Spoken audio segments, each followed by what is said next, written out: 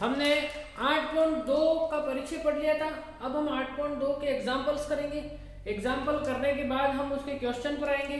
ठीक है, 8.2 का एग्जाम्पल छठा ये कह रहा है कि त्रिभुज एबीसी है, त्रिभुज एबीसी है समकोण त्रिभुज जिसमें जिसका बी कोण समकोण है। तो हमारे लिए बी कोण समकोण हो गया। ठीक है, ए बी बराबर 5 सेंटीमीटर है, तो यहाँ ए बी बराबर 5 सेंटीमीटर है। कोण ऐसी भी 30 डिग्री का कोण है, देखो तो ऐसी भी है वो हमने वहां पर 30 डिग्री कर लिया है।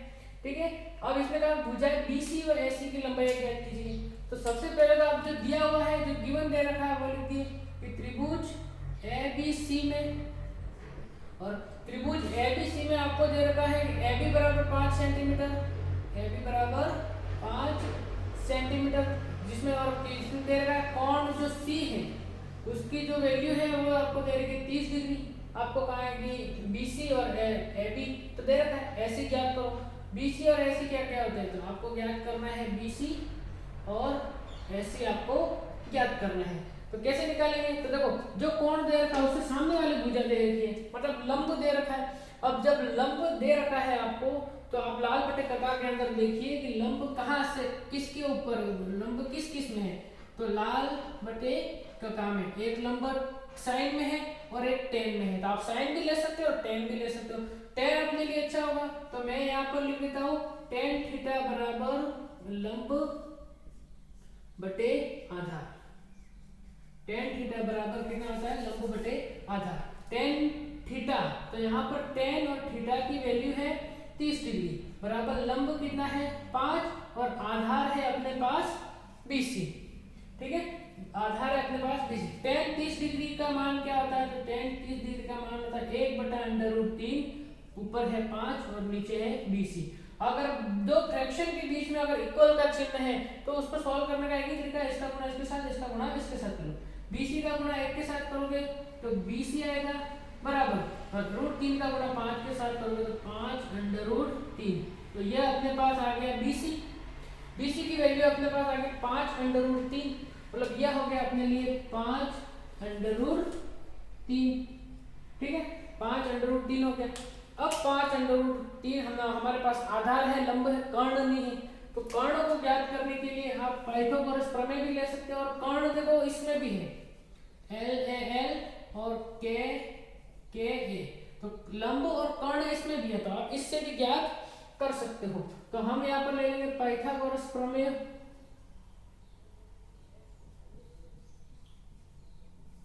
पाइथागोरस प्रमेय, और पाइथागोरस प्रमेय कहती है कि कर्ण स्क्वायर बराबर आधार स्क्वायर प्लस लंब स्क्वायर। कर्ण स्क्वायर बराबर आधार स्क्वायर प्लस लंब स्क्वायर। कर्ण स्क्वायर, तो कर्ण है अपने पास, जो है नहीं, तो AC स्क्वायर का AC स्क्वायर बराबर आधार स्क्वायर, तो अपने पास जो आधार है वो तो आ गया है 5/3, इसके ऊपर स्क्वायर प्लस लंब है अपने पास 5 और इसके ऊपर स्क्वायर, तो यहाँ AC का होल स्क्वायर बराबर देखो 5/3 का स्क्वायर, मतलब यहाँ पर 5 का भी स्क्वायर होगा, 5 का भी स्क्वायर हो गया और √3 का भी स्क्वायर होगा, प्लस 5 स्क्वायर का हो गया 25। यहाँ पे हो गया AC का होल स्क्वायर बराबर 5 का स्क्वायर हो गया 25 इंटू √3 का स्क्वायर हो गया 3 प्लस 25।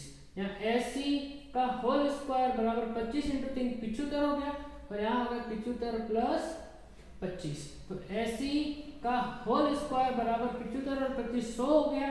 AC बराबर हो गया √100, और 100 का जो स्क्वायर रूट निकलता है, वर्गमूल निकलता है, AC बराबर 10 सेंटीमीटर। अगर हमको यहाँ सेंटीमीटर में दे रखा है तो ये भी सेंटीमीटर में और ये भी सेंटीमीटर में, तो आप साइन से भी निकाल सकते हैं। साइन थीटा में देखो लंब और कर्ण की वैल्यू, तो अपने पास कर्ण तो आ गया 10 है, लेकिन लंब और कर्ण साइन के अंदर साइन 30 डिग्री का मान, तो लंब तो अपना क्रॉस गुणा करके निकाल सकते थे आराम से।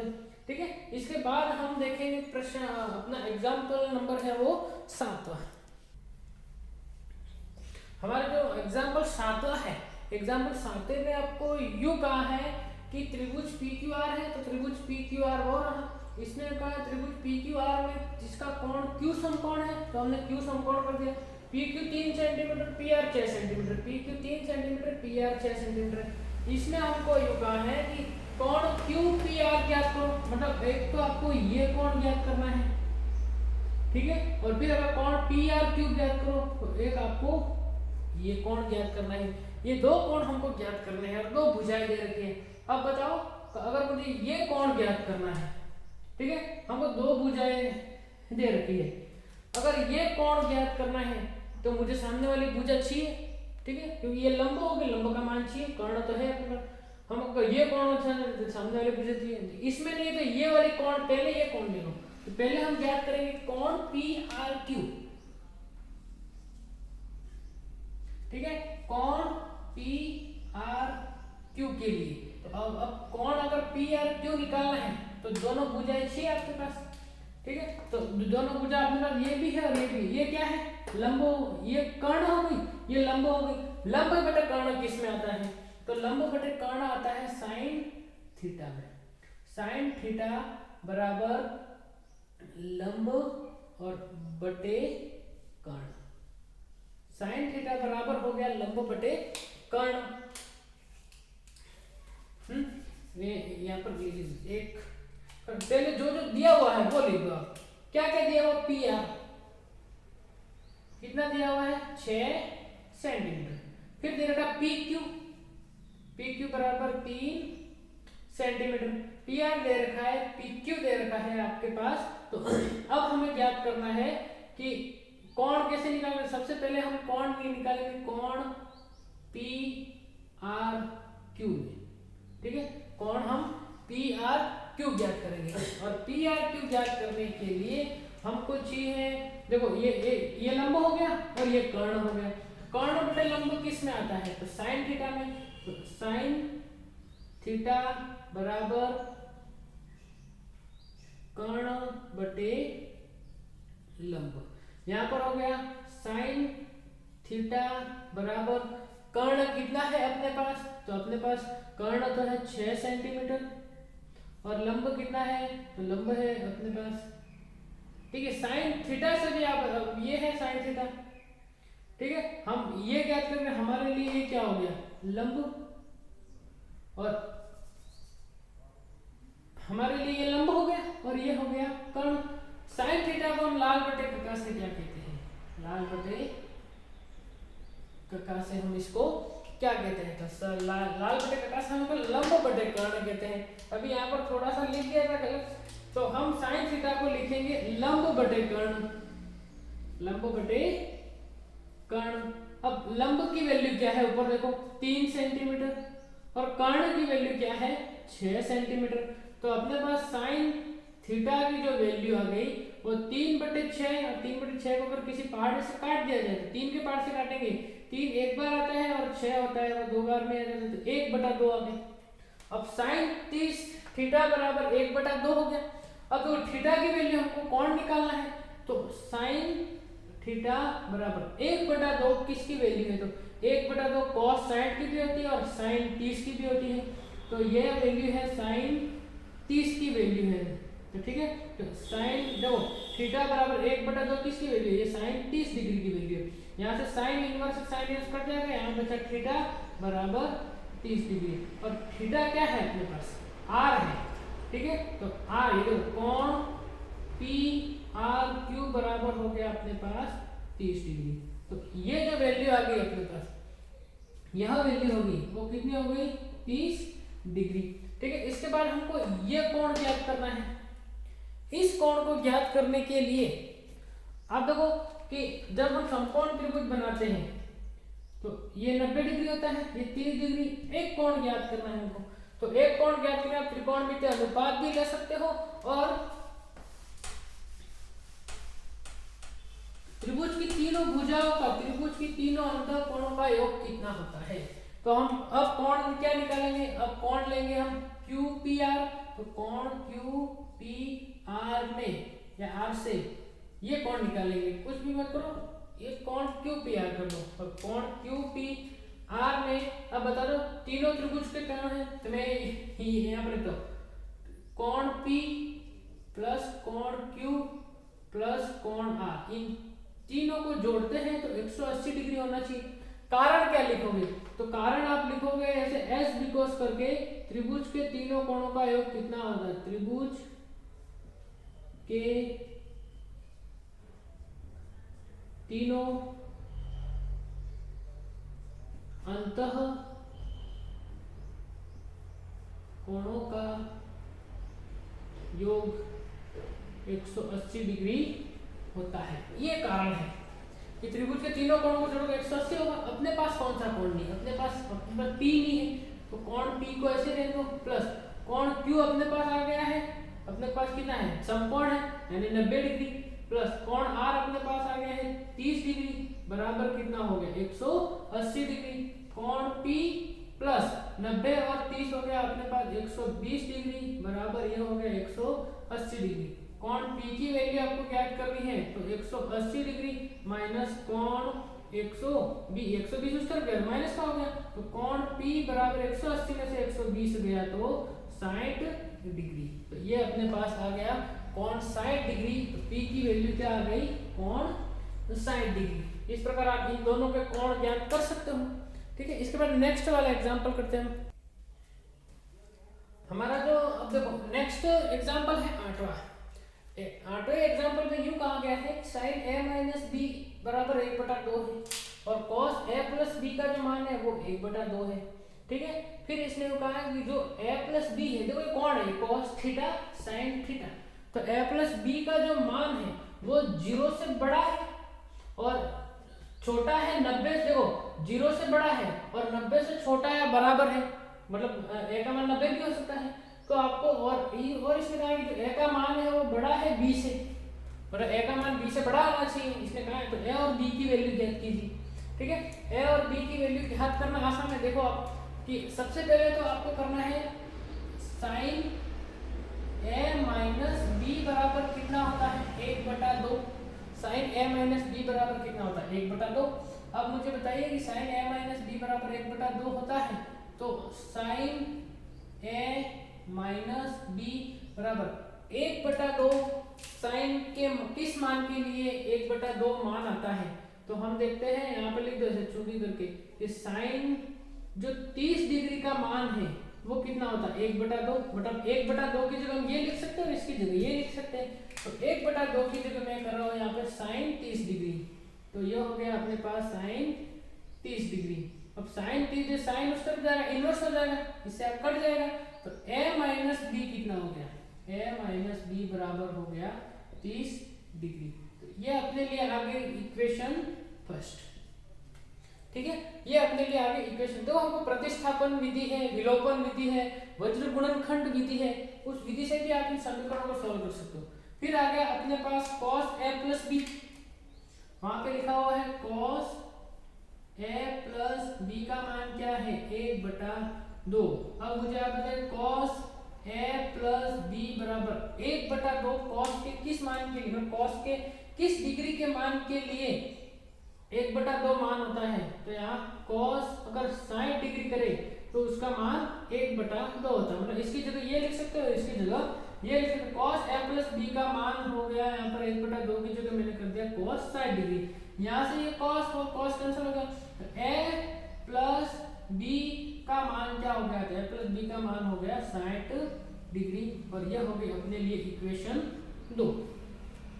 ठीक है, ये अपने लिए इक्वेशन 2 हो गई। अब इसको आगे कैसे सॉल्व करते हैं? तो समीकरण 1 और समीकरण 2 को जोड़ने पर, ठीक है, समीकरण ये विलोपन विधि है, आप विलोपन विधि ले सकते हो, प्रतिस्थापन विधि होती है, विलोपन होती है, जो दो समीकरणों को जोड़ने और घटाने पर। तो अभी हम इन समीकरणों को जोड़ देंगे, समीकरण 1 व समीकरण 2 को जोड़ने पर, समीकरण 1 और समीकरण 2 को जोड़ने पर, तो आप समीकरण 1 और समीकरण 2 को जोड़ देंगे हम यहाँ पर। तो देखो समीकरण 1 क्या है? a माइनस बी, समीकरण 1 है a माइनस बी बराबर 30 डिग्री और समीकरण 2 है a प्लस बी बराबर 60 डिग्री। उन दोनों को हम क्या करेंगे? जोड़ लेंगे। अब उन दोनों को जोड़ते कैसे? a और a कितना होंगे? 2a, और देखो ये माइनस का b, ये प्लस का b, ये दोनों कैंसिल हो गए और बराबर 30 और 60 कितना हो गया 90 डिग्री। मतलब यहाँ पर हो गया 2a बराबर 90 डिग्री, तो a की वैल्यू हो जाएगी अपने पास 90/2। 90/2 का मतलब इसके इसे पार्ट से काट दो 45 डिग्री, तो a की वैल्यू आ गई अपने पास 45 डिग्री। ठीक है, अगर आपको b की वैल्यू निकालनी है तो आप a का मान समीकरण 1 या 2 किसी में भी रख लो, आ जाएगा। ठीक है, तो a का मान समीकरण 2 में रखने पर भी कर सकते हो और a में रखो तो भी आ जाएगी। तो यहाँ पर लिखो a का मान समीकरण 2 में रखने पर, समीकरण a का मान 2 में रखने पर।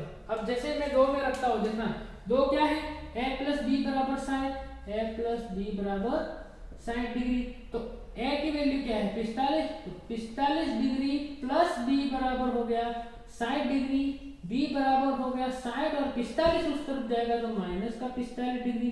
तो b की वैल्यू 60 में से 45 गए तो अपने पास 15 डिग्री। तो a की वैल्यू अपने पास हो गई 45 डिग्री और b की वैल्यू अपने पास हो गई 15 डिग्री। ठीक है, इसके 3 एग्जाम्पल थे जो कर लिए। इसी प्रकार के हमको सवाल अंदर मिलेंगे, वो हम करेंगे आगे।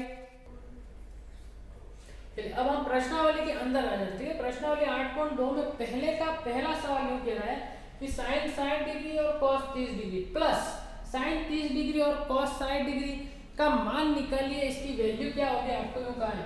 तो हम जब बोर्ड एग्जाम देते हैं तो बोर्ड एग्जाम देने के लिए हम क्या सोचते हैं, उसके नंबर नहीं मिलते हमको, हम क्या लिखते हैं इसके नंबर हमको दिए जाते हैं। तो हम और अब हमारे नंबर कहाँ ज्यादा कटने के चांस कहाँ होते हैं, ये देखो जब हम इन सवालों को करते हैं तो साइन 60 का मान कितना हो, कहाँ से आया वो 60 के अंदर से, तो कहाँ से आया उसका मान क्या होता है वो हमको एस बिकॉज या चूंकि वाले पार्ट में लिखना होता है कि हमने इसको यहाँ से लिया है। ठीक है, तो वो उसके नंबर हमारे काटे। तो जब आप सवाल करोगे एक बार आपको हल के अंदर सवाल को दोबारा लिखना है कि sine 60 degree cos 30 degree plus sine 30 degree और कॉस 60 डिग्री। ठीक है, मान लिखने के बाद आपको आगे या का चिन्ह, देखो ये एरो का चिन्ह वो लगा, ये स्टेप को बताता है, हम स्टेप बाय स्टेप चल रहे हैं। ठीक है, तो अब देखो साइन 60 डिग्री का मान क्या होता है, तो साइन 60 डिग्री का जो मान होता है वो होता है √3/2। तो आप लिख दो यहाँ पर ऐसे चूंकि वाले पार्ट में कि चूंकि साइन 60 डिग्री बराबर होता है √3/2। इसके बाद देखो cos 30 डिग्री का मान क्या होता है, तो आप लिख दो यहाँ पे cos 30 डिग्री का मान क्या होता है, तो ये भी होता है √3/2। इसके बाद लिखो साइन 30 डिग्री का मान कितना होता है, तो साइन 30 डिग्री का मान होता है 1/2। और फिर कहा है cos 60 डिग्री का मान कितना होता है, तो cos 60 डिग्री का मान भी कितना होता है 1/2। इसको हमको एस बिकॉस वाले पार्ट के अंदर लिखना होता है। फिर सारे मान यहाँ रख दो, साइन 60 का मान कितना होता है √3/2 इंटू, देखो ये दोनों के बीच में इंटू है, cos 30 का मान कितना होता है, तो cos 3 का मान होता है √2 प्लस साइन √3/2, साइन 30 डिग्री का मान होता है 1/2 इंटू cos 60 डिग्री का मान भी होता है 1/2। इसको सॉल्व करने का एक ही तरीका है, तो पहले तो आप इंटू वालों को सॉल्व करो, उसके बाद प्लस वालों को करना, बोर्डमास नियम का उपयोग करना है हमको। तो जब भी देखो दो फ्रैक्शनों के बीच में अगर इंटू हो, जैसे मान लो a/b इंटू c/d, अगर दो फ्रैक्शन के बीच में अगर आपको इंटू दिख रहा है तो उसको सॉल्व करने का एक ही तरीका, आमने सामने गुणा कर लो, a का गुणा c के साथ ac, b का गुणा d के साथ bd। यदि दो फ्रैक्शनों के बीच में आपको प्लस दिख रहा है या माइनस दिख रहा है तो उसको सॉल्व करने का एक ही तरीका, इसका गुणा इसके साथ करो, इसका गुणा इसके साथ और नीचे हरों का गुणा हरों के साथ, मतलब क्रॉस गुणा करना और नीचे वालों का गुणा भी करना है। कब, जब प्लस और माइनस में। और अगर बीच में अगर आपने बराबर देख लिया, इसका मतलब फ्रैक्शन को सॉल्व करने का एक तरीका, इसका गुणा इसके साथ, मतलब d का गुणा a के साथ ad, b का गुणा c के साथ bc। तो अभी देखो, अभी यहाँ पर इन दोनों के बीच में कौन इंटू है, तो इंटू को सॉल्व करेंगे तो √3 इंटू √3 बटे 2 का गुणा 2 के साथ 2 इंटू 2 प्लस 1 का गुणा 1 के साथ 1 इंटू 1 और 2 का गुणा 2 के साथ 2 इंटू 2। ठीक है, अगली स्टेप √3 इंटू √3 कितना होता है? 3 होता है। 2 इंटू 2 कितना होता है? 4 होता है। प्लस 1 इंटू 1 कितना होता है? 1 होता है। और 2 इंटू 2 कितना होता है? 4 होता है। अब देखो, अब बीच में प्लस दिख रहा है, नहीं दिख रहा है? अगर अब बीच में प्लस है तो प्लस को क्या सॉल्व, इसका गुणा इसके साथ, इसका गुणा इसके साथ और इसका गुणा इसके साथ। सिंपल है। 4 का गुणा 3 के साथ करो तो 4 इंटू 3 प्लस 4 का गुणा 1 के साथ 4 इंटू 1 बेटे 4 का गुणा 4 के साथ 4 इंटू 4। ठीक है, ये सॉल्व करने का इसको तरीका देखो। 4 इंटू 3 कितना हो गया? 12 प्लस 4 इंटू 1 कितना हो गया? 4 बेटे 4 इंटू 4 कितना हो गया? 16। 12 और 4 कितना हो गया? 16 और 16 नीचे गया 16।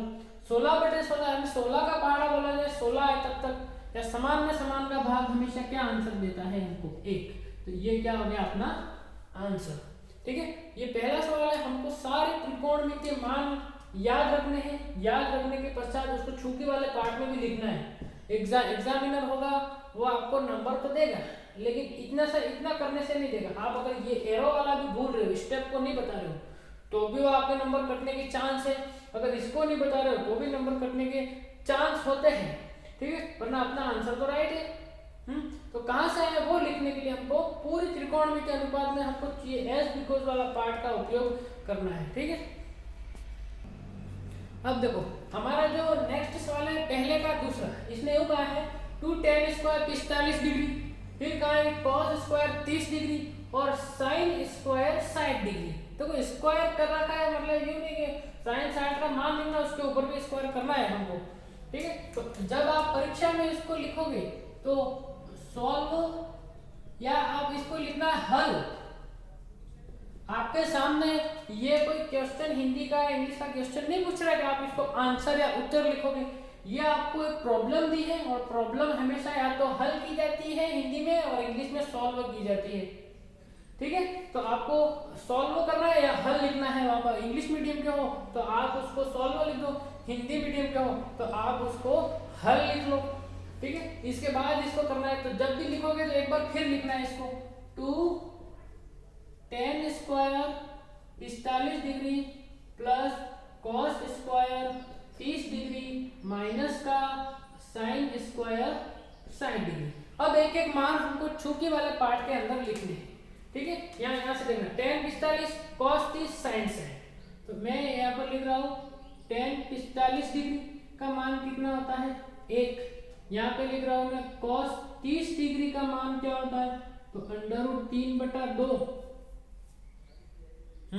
और sin 60 डिग्री का मान कितना होता है? तो sin 60 डिग्री भी होता है √3/2।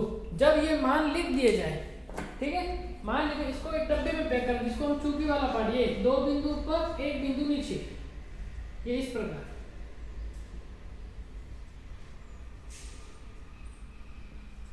इस प्रकार आप उसको लिख दो। लिखने के पश्चात आपको ये सारे मान अंदर रखने हैं। देखो यहाँ पर तीर का निशान लगाओ, 2 का 2, tan 45 का मान 1 होता है, लेकिन यहाँ tan स्क्वायर है तो 1 के ऊपर भी square, plus cos square 30 degree, cos 30 का मान कितना होता है? √3/2, तो इसके ऊपर स्क्वायर है तो इसके ऊपर भी स्क्वायर, माइनस sin 60 डिग्री का मान होता है √3/2, उसके ऊपर स्क्वायर तो इसके ऊपर भी स्क्वायर करना है। ठीक है, फिर 2 इंटू 1 का स्क्वायर कितना होता है? 1 प्लस √3, तो ये √3/2, ये हम घात और घातांक के नियम हमने पढ़े हैं, जिसमें अगर आपको यूं कहा कि a/b की घात अगर m है तो आप उसको a की घात m और b की घात m लिख सकते हो। ये घात और घातांक के नियम है, उस नियम से ये सारे सॉल्व होंगे। √3 का भी स्क्वायर करना है और 2 का भी स्क्वायर करना है, माइनस √3 का भी स्क्वायर करना है और 2 का भी स्क्वायर करना है। यहाँ पे हो गया 2 इंटू 1 हो गया 2, √3 का स्क्वायर, मैंने आपको कहा कि किसी संख्या के ऊपर वर्ग और स्क्वायर, मतलब अंडर और स्क्वायर दोनों हो तो दोनों ही हट जाते हैं। √3 का स्क्वायर हो गया 3, 2 का स्क्वायर हो गया 4, माइनस √3 का स्क्वायर हो गया 3 और 2 का स्क्वायर हो गया 4। अब देखो इसको सॉल्व करना, कैसे सॉल्व करते हैं? एक तो ये सीधा सीधा दिख रहा है आपको आंखों के सामने कि 3/4 प्लस का है, 3/4 माइनस का है, तो ये प्लस का और ये माइनस का कट गया, बचा केवल 2। तो ये हो गया अपना आंसर। लेकिन इसको और भी सॉल्व करना है, ठीक है। आंसर वही आएगा कि यहाँ पर 4 है, यहाँ पर भी 4 है, यहाँ पर कुछ नहीं है तो आप 1 लगा लो। अब 1 4 और 4 में लघुत्तम ले लो, ठीक है। लघुत्तम लेके इसको सॉल्व कर दो, वरना अपने लिए देखो प्लस का 3 माइनस का 3/4 प्लस का 3 कैंसिल हो गया, बचा केवल 2। तो ये हो गया अपना आंसर, ठीक है। इसके बाद वाला क्वेश्चन और बाद में करते हैं। हाँ, आपको अगर क्लास मान लो अच्छी लग रही है, आप उसको सब्सक्राइब या अपने ग्रुप के अंदर शेयर भी कर देना, ताकि हमारे सब्सक्राइबर भी बढ़े, लाइक भी बढ़े। अगर लाइक बढ़ता है तो हमको ये लगता है कि हाँ चलो बच्चे पसंद कर रहे हैं, तो हम और भी ऐसी क्लास बढ़ाए, ठीक है। अभी बीच में कुछ लाइक वगैरह आ जाते हैं, हमारा आत्मविश्वास भी थोड़ा वो होता है कि यार बनाए कि नहीं बनाए है क्लास, ठीक है। तो आप अगर अच्छी लगी तो उसको आप सब्सक्राइब कर दीजिए, ठीक है। इसके बाद हम नेक्स्ट में करते हैं।